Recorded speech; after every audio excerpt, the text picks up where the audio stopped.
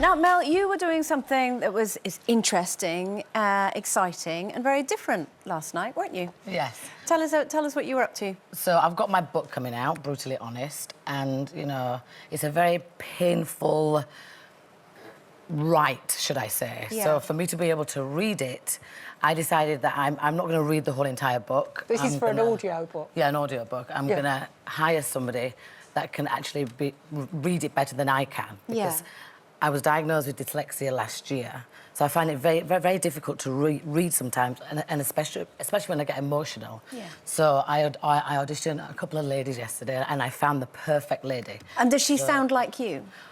Well, not as northern as me, and her voice isn't as deep as me, because I know that some people don't really understand me sometimes. My voice can be a bit harsh, and so for the audible, I wanted it just to be a little bit softer, because the journey and the story that I'm talking about is very deep and emotional, and I want her voice to be able to go up and down. Mine is just one tone. But does that mean then that you spent yesterday listening to some really harrowing parts of your life being read back to you? Yeah.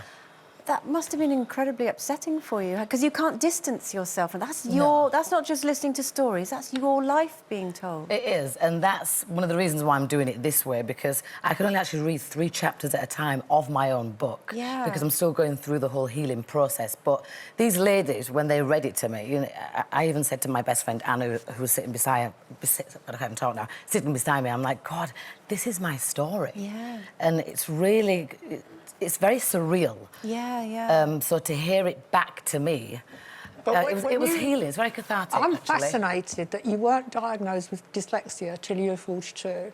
Yeah. So up to then, what did you think was going on when you were shown scripts or lyrics or stuff like that? Because I've worked with people who are dyslexic, and often they don't want to admit it. Well, all my life I've just thought that maybe just my brain is wired different. That's why I like the entertainment world and writing and singing and dancing. I opt for that kind of creativity.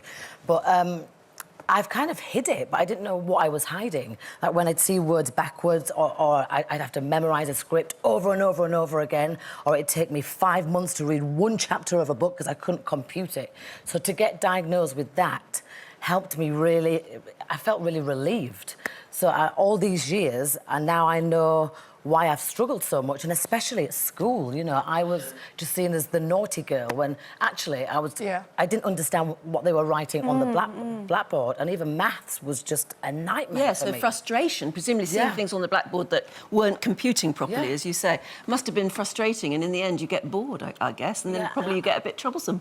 Well, I felt very, to put it in a better word, dumb. You know what I mean? Like I was just thick, because everybody else could understand everything apart from me. So when you went shopping, what was that like? When you're going in a store and you're reading labels on things, or going for buying cosmetics, or reading them to repeat the. Yeah, I'm just interested in the actual mechanics of having dyslexia and how you operate. You have to do something as boring as going into a shop and buying something that you've got to know the instructions. Well, I'll either have somebody help me understand it, or take my calculator and my friend will help me add things up, or I'll just ask for help. But what about when you were learning songs? Oh, that's easy. To learn a song is easy. Because it's to music. Yeah.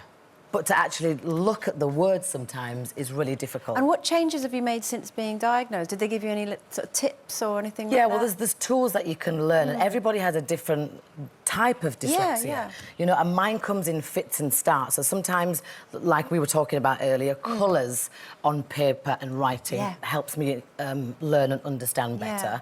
And then just talking about it too, and not feeling so embarrassed and ashamed, and taking a minute to go, OK, I'm having difficulty with this word, let me go over it and over it again, because I see words backwards too. So now you know what it is that's been with you all these years. Do you see it as a disability, or like Jamie Oliver has said, because he also has it, it's a gift? Well, now I see it as a gift and a blessing, but I mean, even now it's still kind of emotional to talk about, because for so long I didn't know what was going on with me. And so now I do see it as, well, this is why I have been the way I am, and this is why I have been part of an amazing girl group and being able to cope with the pressure. So I'm kind of, Do you think you're almost proving to yourself and everyone else, look, I'm not done? Yeah, it makes Yeah, but I wish sense. I would have known at school. I really would. Yeah, School yeah. to me was traumatising because I really didn't understand much at all. Yeah. So, It's yeah. interesting. I mean, my son, we prefer to call it he has dyslexic tendencies, Right. so that I didn't want him to sort of hide behind the label of it. So he gets his words muddled up in his letters. He sees B's and D's the wrong way around and all this sort of stuff.